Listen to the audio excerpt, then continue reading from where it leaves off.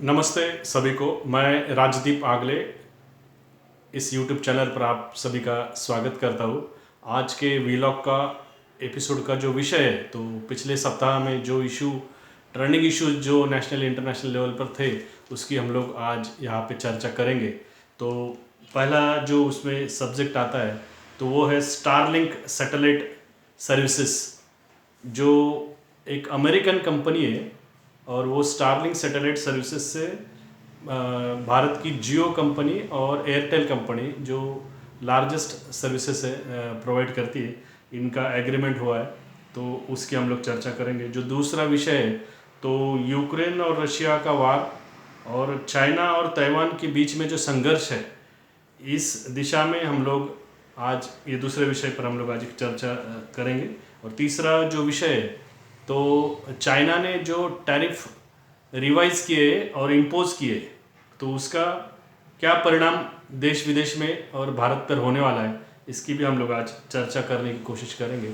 सबसे पहला जो विषय है तो स्टारलिंक सैटेलाइट इंटरनेट सर्विसेज। ये स्टारलिंक सैटेलाइट इंटरनेट सर्विसेज जो है, ये स्पेसएक्स करके एलन मस्क जो है, जो कि ट्विटर जो एक माध्यम है सोशल मीडिया का, उसके ये प्रमुख है एलन मस्क। और इनकी स्पेसएक्स करके कंपनी है, उसके द्वारा ये स्टारलिंक सैटेलाइट सर्विसेज दी जाती है।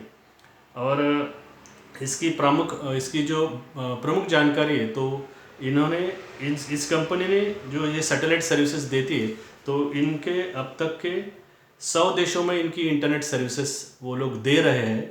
दूसरी बात, उन्होंने अभी तक इस सर्विस देने के लिए, टेलीकॉम सर्विस देने के लिए लगभग 7,000 छोटे सैटेलाइट्स इन्होंने आकाश में छोड़े। इनके द्वारा ये लोग सर्विसेज देते हैं। उसमें वो जो है, इनके जो ये सर्विसेज है, ये सैटेलाइट सर्विसेज जो उन्होंने छोड़े हैं, तो वो लो अर्थ ऑर्बिट एरिया में छोड़े। ये लियो बोलते हैं इसको, लो अर्थ ऑर्बिट।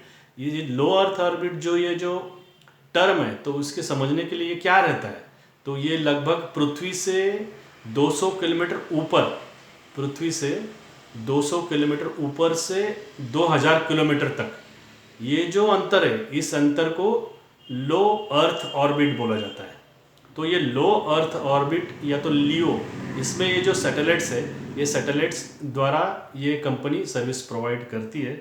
और ऐसे उनके लगभग 12,000 सैटेलाइट इतने नज़दीक में वो लोग टोटल छोड़ने जा रहे हैं। अभी तक 7,000 छोड़ चुके हैं। इसकी टोटल संख्या जो है, ये 34,400 तक सैटेलाइट उनकी छोड़ने का अभी प्लान है। तो ये जो स्पेसएक्स कंपनी है, ये स्पेसएक्स कंपनी द्वारा ये सब ऑर्गेनाइज किया जाता है। तो उसके द्वारा ये सर्विस, इंटरनेट सर्विस प्रोवाइड की जाती है। अभी ये ऑलरेडी जो भारत में जो सर्विस प्रोवाइडर है, टेलीकॉम सर्विस प्रोवाइडर, तो उसकी हम लोग अगर बैकग्राउंड में चर्चा करेंगे, तो सबसे पहले भारत संचार निगम लिमिटेड एक कंपनी आता है। ये भारत संचार निगम लिमिटेड, ये जो कंपनी है BSNL, ये भारत सरकार की कंपनी है। ये एक समय था कि नवरत्न कंपनियों में आती थी। अभी नवरत्न कंपनियां का ये टर्म क्या रहता है, तो नवरत्न कंपनियां भारत सरकार की ऐसी कंपनी रहती है जो भारत सरकार को सबसे ज़्यादा रिवेन्यू जनरेट करके इनकम कमा के देती है। तो उसमें भारत BSNL आता था। BSNL पे एक समय ऐसा था कि लगभग 2-4 किलोमीटर तक लाइन लग के वहाँ पे सिम कार्ड्स लेने के लिए लाइन लगती थी। हमारे नज़दीक में यहाँ से एक आधा किलोमीटर के पास में एक BSNL का ऑफिस है। वहाँ से लेके हमारे ऑफिस के आगे तक 2-2 किलोमीटर तक वहाँ पे लाइन लगती थी सिम कार्ड जब डिस्ट्रीब्यूट होते थे। ऐसा ये BSNL कंपनी था। बाद के काल में ये कंपनी का प्राइवेटाइजेशन हुआ। फिर प्राइवेटाइजेशन होने के बाद में जब जियो कंपनी आया और जो एयरटेल आया और ये BSNL भी अस्तित्व में, तो ये जो कंपनियाँ हैं, ये ऑलरेडी यहाँ पे सर्विसेज दे रही है। तो ये 5G services, 3G services, 4G services ये देती है ऑलरेडी यहाँ पे भारत में।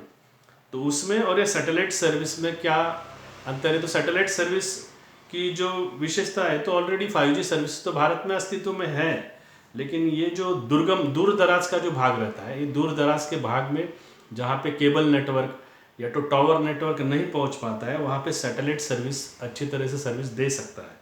ऐसा एक अंडरस्टैंडिंग है। दूसरी बात ये हज़ारों फुट ऊंचाई पर हिमालय में बोलिए, या तो ऐसे दूर दराज के एरिया, लेह लद्दाख का एरिया, वहाँ पे भी ये सर्विसेज इजीली अवेलेबल लोगों को मिल सकती है। और दूसरा जो है फास्ट रनिंग व्हीकल्स रहते हैं, जैसे बुलेट ट्रेन बोलिए फॉर एग्जांपल, और जो फास्ट कार्स रहती है उनमें भी ये मोबाइल सर्विसेज, सैटेलाइट सर्विसेज, मतलब ये जो स्टारलिंक का सर्विस है ये सर्विस दे सकता है। उसके बाद में जो समंदर में जो जहाज चलते हैं फास्ट, उनमें भी ये सर्विसेज दे सकता है। ये ऐसी इसके कुछ एडवांटेजेस है। और कुछ ऑलरेडी जो भारत में अस्तित्व में है, तो भारत सरकार स्पेक्ट्रम का लिलाव करती है। स्पेक्ट्रम से बहुत बड़े पैमाने पे भारत सरकार को इनकम होती है, और वो स्पेक्ट्रम जो खरीदता है उस स्पेक्ट्रम के हिसाब द्वारा वो फिर भारत में टेलीकॉम सर्विस देता है, जैसे जियो, एयरटेल, वोडाफोन आइडिया, BSNL, ये ऑलरेडी इसमें वर्किंग में है।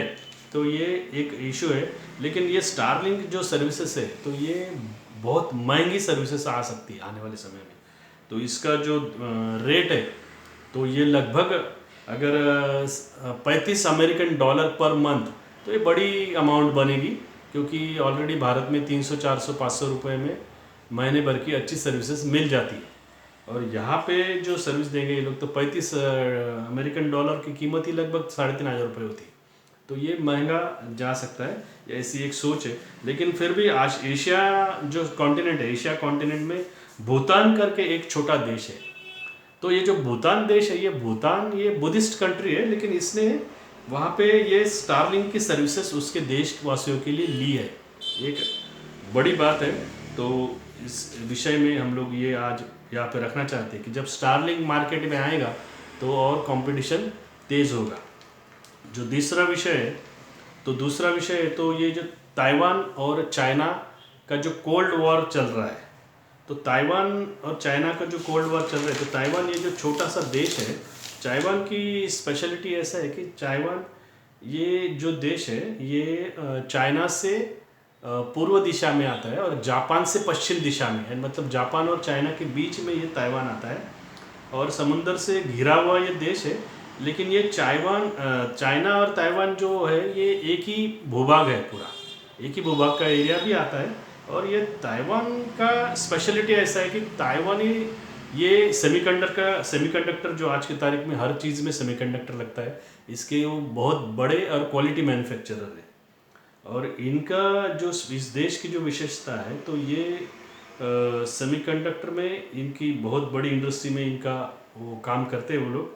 बाद में दूसरी बात जो है, तो यहाँ पे ह्यूमन डेवलपमेंट जो है वो दुनिया में एक नंबर पे आता है। यहाँ के लोगों का जो ह्यूमन डेवलपमेंट मतलब मानवीय विकास सूचकांक जो है, जिसमें बहुत सारे देश पीछे है, भारत में अच्छे खासे स्थान पर पीछे है। तो इसमें ह्यूमन डेवलपमेंट इंडेक्स में ये लोग बहुत एक नंबर पे आते हैं। हेल्थ केयर सर्विसेज में एक नंबर पे आते हैं। और सिविल लिबर्टीज़ मतलब उनके नागरिकों को जो स्वतंत्रता दी जाती है उसमें भी वो बहुत बड़े पैमाने पे आगे। इस कारण वो जो देश है, तो एग्रीकल्चर और इंडस्ट्रियल इनकम में और एग्रीकल्चर और इंडस्ट्रियल एक्सपोर्ट में और इलेक्ट्रॉनिक्स, टेलीकम्युनिकेशन और सभी क्षेत्र में वो चाइना से भी और अमेरिका से भी बहुत स्पर्धा करता है। ऐसी एक ये अंडरस्टैंडिंग यहाँ पे उनके बारे में है। अभी दूसरा जो बात है, तो उसमें चाइना और ताइवान ये इन दोनों के बीच में एक कोल्ड वॉर है, एक संघर्ष है कि उस कारण ताइवान जो है अमेरिका के ऊपर बहुत बड़े पैमाने पर डिपेंड रहता है। ऐसी एक अंडरस्टैंडिंग है। लेकिन चूँकि 30 दिन का सीज फायर अभी यूक्रेन और रशिया में चल रहा है, तो उसमें एक ताइवान का भी वहाँ पे एक अंडरस्टैंडिंग वो लोग का वैसा हुआ है कि अमेरिका का स्टैंड जो है ये ऐसे दिशा में जा रहा है, ऐसा एक मुद्दा है। और फिर जो तीसरा मुद्दा है, तो चाइना जो लार्जेस्ट एक्सपोर्टर है और इम्पोर्टर है अमेरिका से। और दूसरी बात, उन्होंने वो जो टैरिफ है, उनके जो टैरिफ है वो रिवाइज़ किए। जैसे अमेरिका ने उनके टैरिफ रिवाइज़ किए, तो वैसे चाइना ने टैरिफ रिवाइज किया। मतलब इंपोर्ट ड्यूटी, सिंपल भाषा में हम लोग अगर इसको बोलेंगे तो एक्सपोर्ट ड्यूटी और इंपोर्ट ड्यूटी, जिसे टैरिफ बोला जाता है।